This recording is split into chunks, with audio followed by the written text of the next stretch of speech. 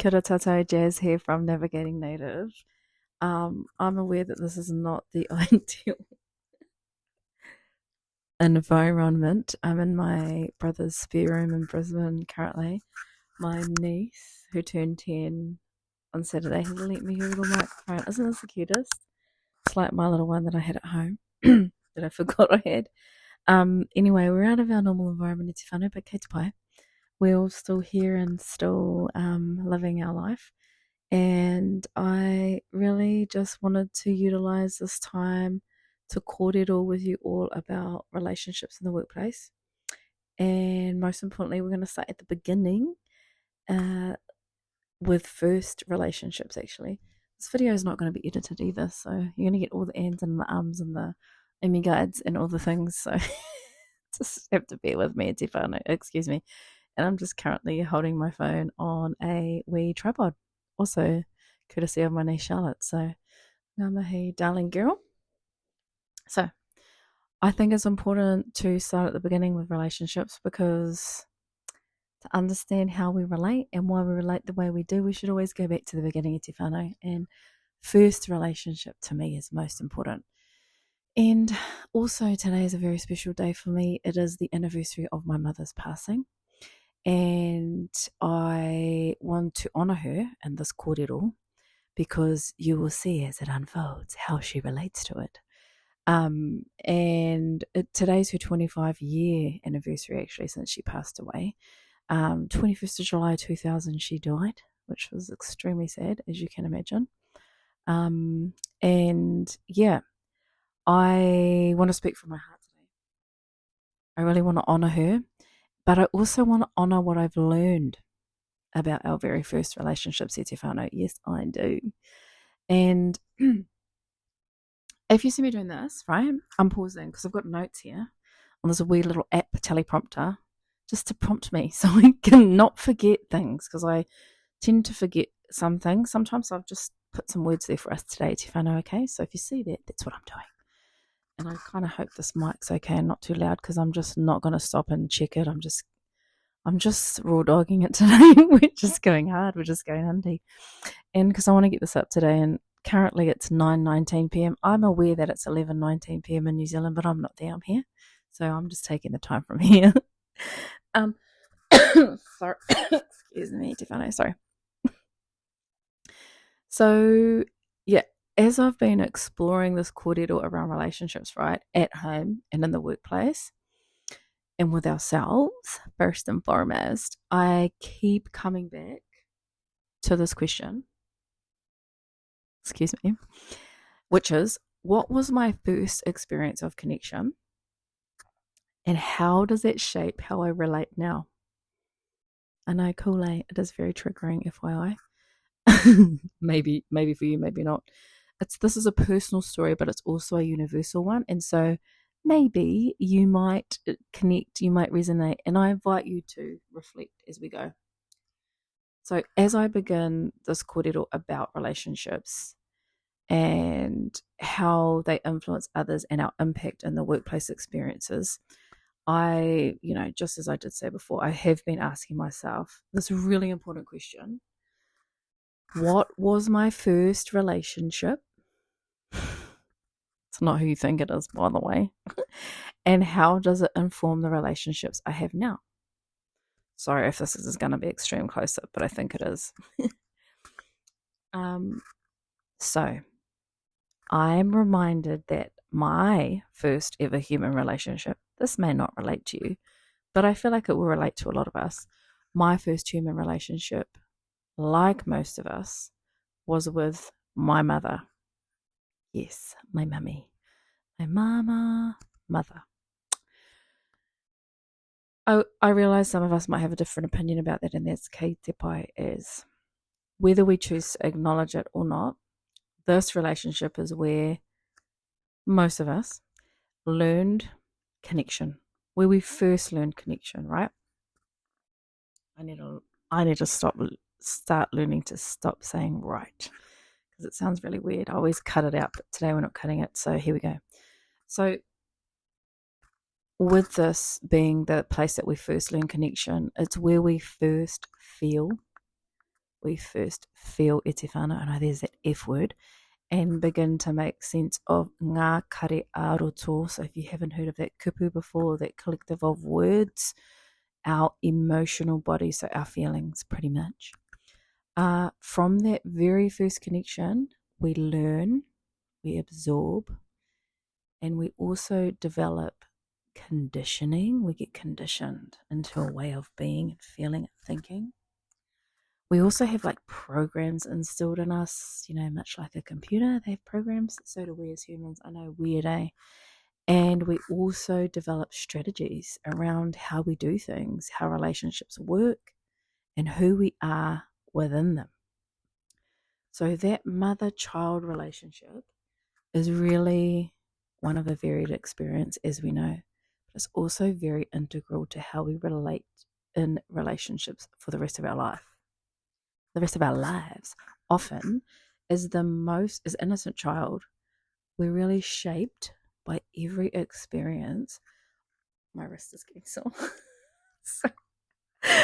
Of our mother's emotion, her thoughts, and behavior. Yes, how she behaves. Yo. These become the blueprint, often without us realizing it, for how we experience connection, identity, even our worth. That worth, kupu e te whānau, is very important to most of us in our lives, and it is often the thing that pops up right when we're on the precipice, right when we are on the precipice of greatness. Anyway, we will kōrero about that in future conversations. So her authority, spoken or unspoken, can imprint on our past, our present, and future. And I really resonate with that. Sometimes, e te whānau, sometimes we don't realize this until years later, like me, and sometimes we never do. That's really scary. Imagine never knowing that.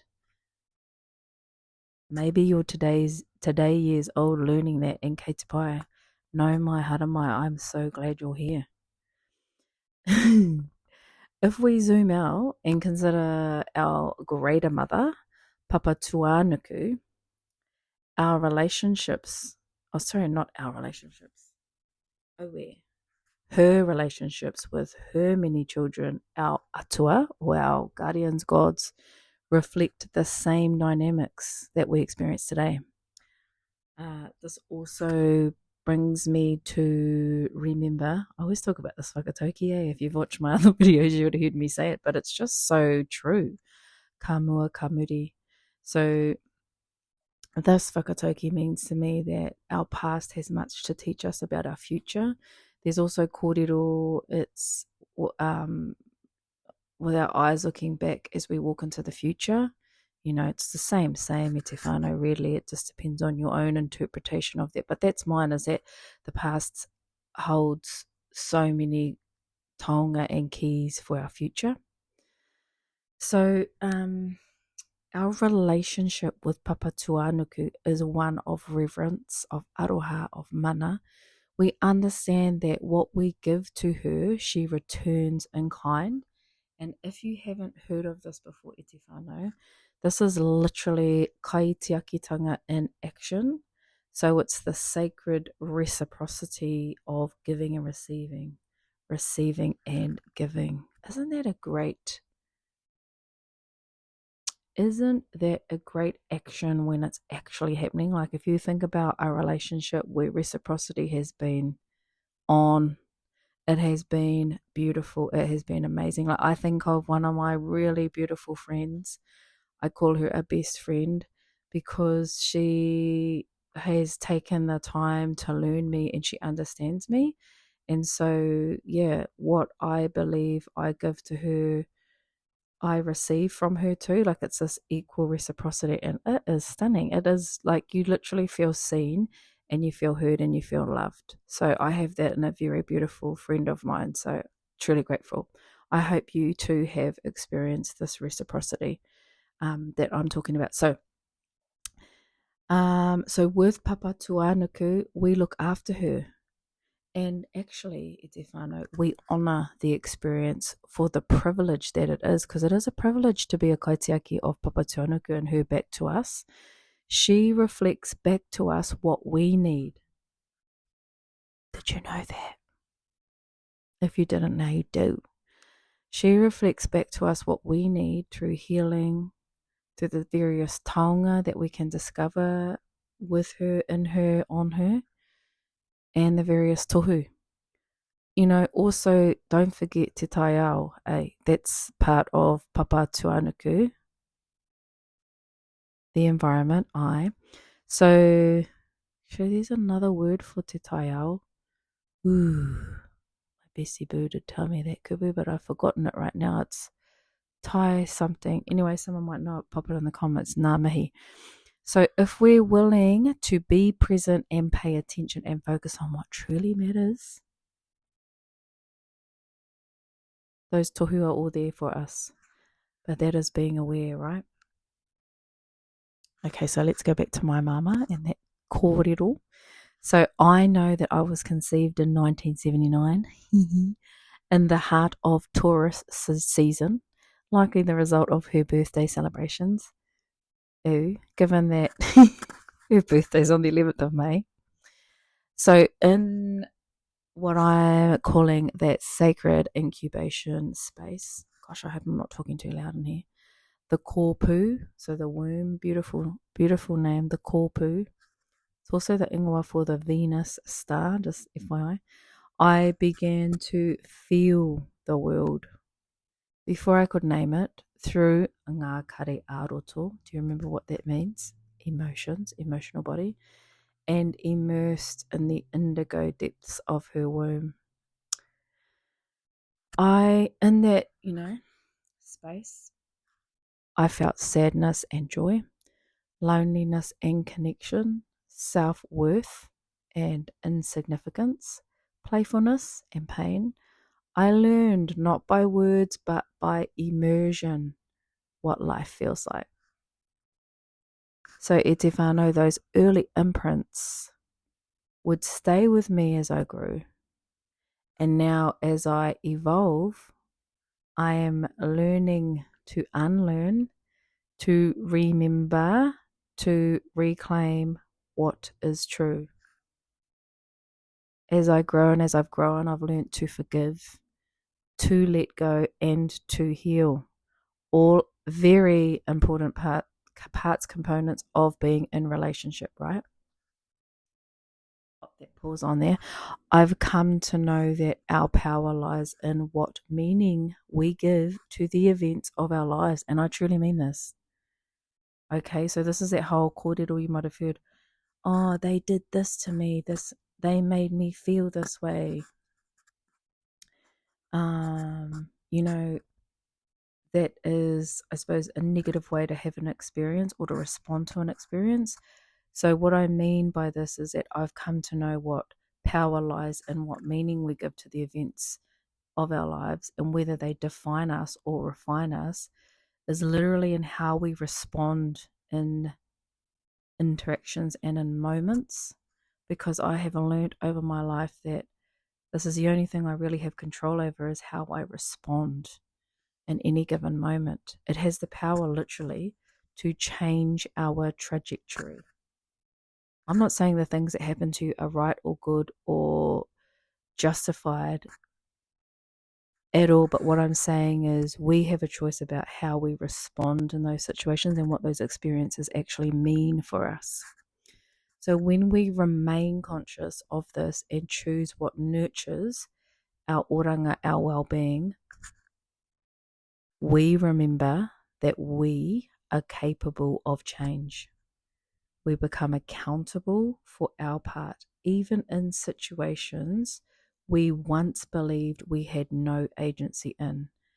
And through our response, we realize we retain our mana. And that is powerful, e te whānau, I tell you. This is something I practice a lot. When I might be in conflict situations, when I might be in really difficult, prickly situations, where I might be in nervous situations or places in environments that make me feel extremely uncomfortable, I always reflect and consider what I can do for myself in these moments to maintain my oranga, my mana, and to choose how I respond in a way that's going to serve me and serve the kaupapa that I'm there for. So, e te whānau, I want to leave you today with some questions to incite your insight. Do you like that? I like what I did with that actually, myself, just quietly, just low-key hiking. To incite your insight, to evoke your awareness, and to encourage your inquiry. Always inquire, always ask questions, be nosy, e te whānau. Okay, so here's the first one, right? Here's our first part. What did you learn consciously or unconsciously from your first relationship? Also keen to know who you feel or believe your first relationship is with. If it's your mum or not, who? Keen to understand that. Second part, in what ways are those patterns still showing up in how you lead, love, or relate today? And part number 3, question number 3, what do you now choose to carry forward? And what are you ready to release? Yeah, that's a goodie. And part number 4, question number 4, if Papa Tuanuku teaches us reciprocity, what is one way you can give back to your own well-being today? Ooh, that's a good one too. That is a good one. For me, it would be that rest helps with growth. So e te whānau, that is our kōrero wrapped up for the day. This is not going to be edited, so don't expect that. I would love to hear your responses to any of those parts. Please comment them. I know that your shares will help other people to share, and they'll probably see themselves in those responses, or they'll be able to resonate in some way, shape, or form. So let's do that. We're all here. We're all on the same frequency, which is why we're up in here. So I would encourage sharing. I would encourage comments. I want to hear your feedback. I want to hear your thoughts about this. Do you believe your first relationship was with your mama or was it with someone else? Let us know. And also any thoughts or feedback on any of the kaupapa we've covered today. I'd love to hear it. I look forward to having more kōrero with you about relationships and how we can have better experiences in the workplace. Yeah, so lovely that you were here this evening, this day, this morning, wherever you are in the world. Love to hear from you. Just even drop your name down in the comments so we can connect.